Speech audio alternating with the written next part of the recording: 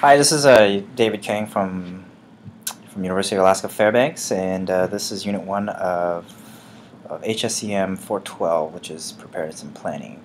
So for this unit, we'll be looking at taking several IS courses or independent study courses from FEMA. You'll be also doing some reading from the Perry and Lindell book, as well as reading some policy type of documents. So let me give you some context to this introduction to Unit 1, and I'll talk about the IS courses first. So IS 22, Are You Ready? An In-Depth Guide to System Preparedness is a general course looking over how you would prepare. It's pretty much a mantra within FEMA, state, and local governments that all disasters are responded to locally. However, that's not the case. If you truly look at it from the unit of measure, it's really the individual preparedness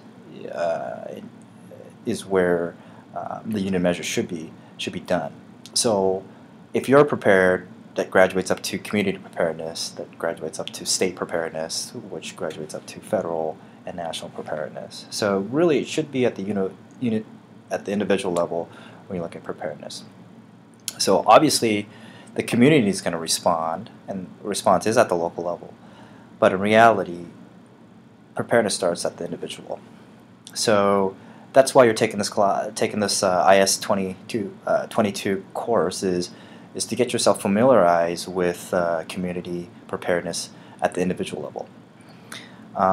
And then you have to look at your audience. As an emergency manager planner, you're looking at various audiences, but ultimately it all boils down to the individual.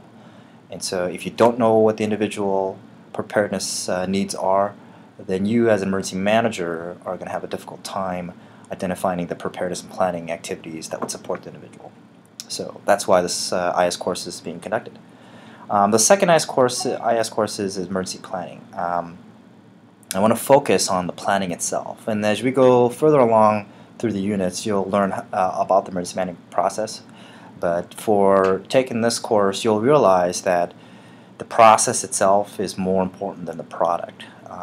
Any person or individual organization, agency can throw money at a product and develop something, but if that product sits just on a shelf gathering dust, then there's no value towards it. So re-energizing the planning process or developing a planning process is the key to planning and emergency planning in particular.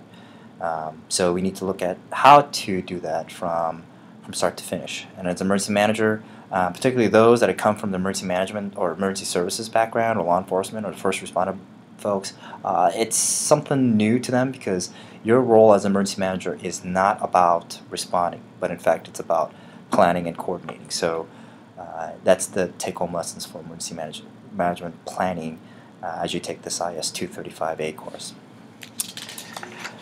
As we go into the readings itself from Perry and Lindell, you'll be reading chapters on the introduction to emergency planning. And it dovetails well with knowing your audience, the individual audience in your IS courses, as well as having a standardized approach towards emergency planning from the FEMA perspective.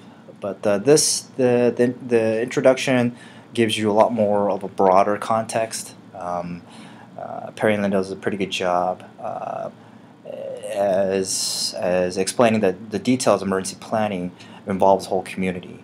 So in other words, a lot of your gaps or deficiency in your community planning is truly identified in emergency planning when it comes to emergency, what I call the crucible of community planning.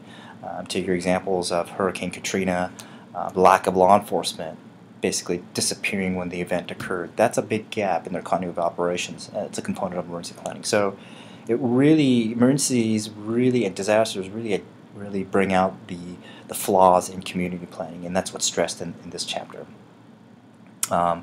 And remember, emergency planning is to better facilitate disaster management or incident management.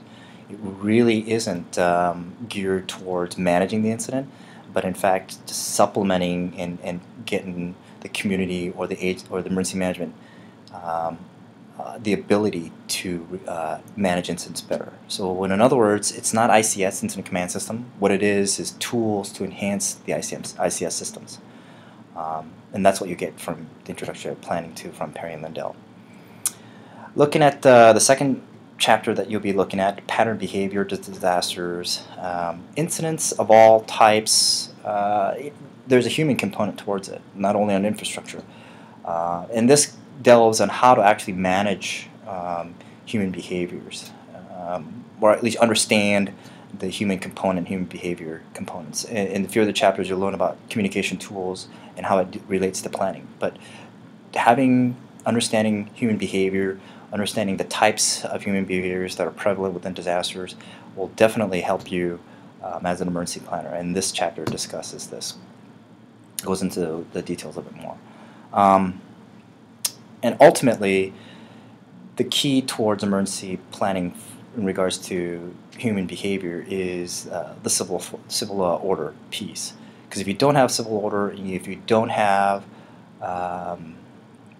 if you can't manage the incident and manage and understand some of the rational behavior or irrational behavior that goes along with disaster management, regardless of what you do, it's not going to happen. You're not going to be able to effectively manage the disasters. As I stated before with the New Orleans law enforcement, they couldn't do any type of emergency management because they didn't have a civil order. And that's one of the reasons why the federal government had to come into New Orleans with the 82nd Airborne Division, was because to get the civil order done first. Security has to be done. People have to be civilized in terms of how they behave in order to effectively do any type of emergency management, or basically community planning, community management. So understanding that component is one of the critical aspects of emergency management. It's also basically knowing your community itself, understanding the implications of human behavior. And finally, you'll be doing some additional readings. PBD 8, Presidential Policy Directive 8. These are some of the tools that you'll have to be aware at the federal level on how things are done in terms of guidelines for planning. Just familiarize with the planning components. Understand that there is a very loose type of structure in guidance. It's not set in stone. It's not regulatory by nature, but in fact, it's just more best businesses. And of course, you'll find out that planning, there is no right way to do it. There's no wrong way. But definitely, if it's not done correctly, when a disaster occurs, you'll know. So keep that in mind as you read through these two, the Presidential Policy Directive 8, as well as the Annex HSPD, Homeland Security Policy Directive 8, Annex 1, National Planning. Keep that in mind. It's just a guideline and a tool. And figure out why does the federal government use broad language rather than the regulatory piece. But anyhow, read through those and let me know if you have any questions.